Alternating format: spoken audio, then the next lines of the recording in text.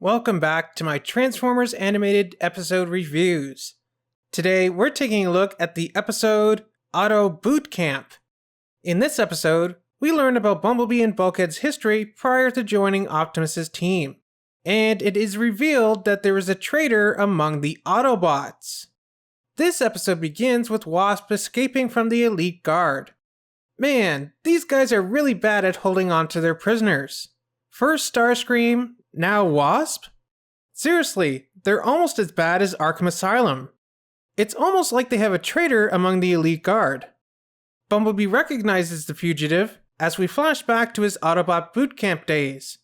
Sadly, it is not a cute school like in Rescue Bots Academy, it's more like a military boot camp, hence the name of the episode. Looks like the hybrid found himself a new friend. A total mudflap. No, his name is Bulkhead. Mudflap is a different Autobot. You know what? The less said about the movie twins, the better. So we see their drill sergeant, Sentinel Prime, back when he was Sentinel Minor. Forget Mudflap's jaw. Check out the asteroid-sized chin on Sarge.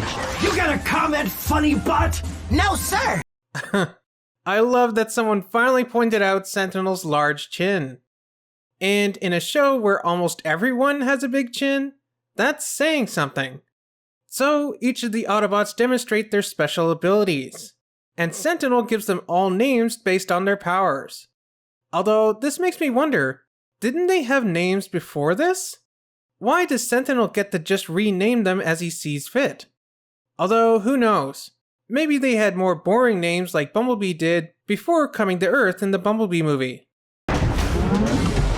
Where's B-127? So Bumblebee discovers that there's a spy among the Autobots, both in the past and in present day. And he suspects that both are Wasp, leading to him being pinned as the traitor, which apparently did a number on him, as in present day, he definitely seems to have developed a familiar speech pattern. Bumblebot not hide from Wasp. Wasp swears he'd find Bumblebot. Wasp make Bumblebot pay for ruining Wasp's life. Oh, Inferno blow up Wasp-Beneater must salvage. Wasp-Beneater blow up nobody's salvage. Oh, why universe hate Wasp-Beneater? That's funny. And we end this episode with it being revealed that Long Arm was actually Shockwave all along.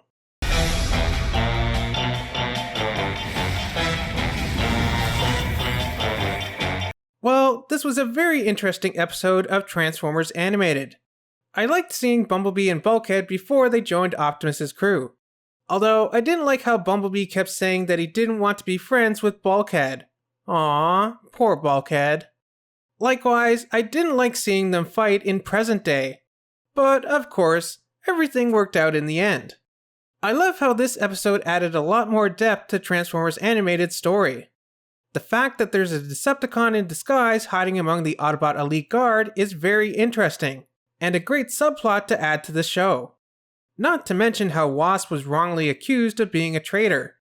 I mean, he was definitely a jerk, but he didn't deserve that. I kind of feel sorry for him. Kind of. Again, I like how the Transformers have their own superpowers in this show. Long Arm has his stretchy powers, kind of like Mr. Fantastic from the Fantastic Four, which kind of even extend to almost Mystique levels since he is able to use them to take on a different identity.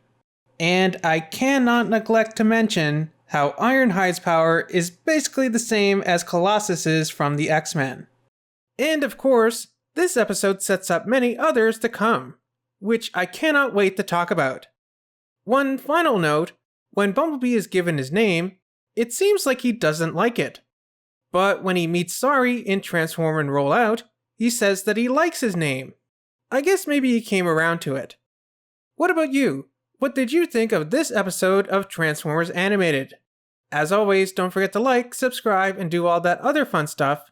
And I'll see you next week for the next episode of Transformers Animated, Black Friday. So I'll see you here next week for that.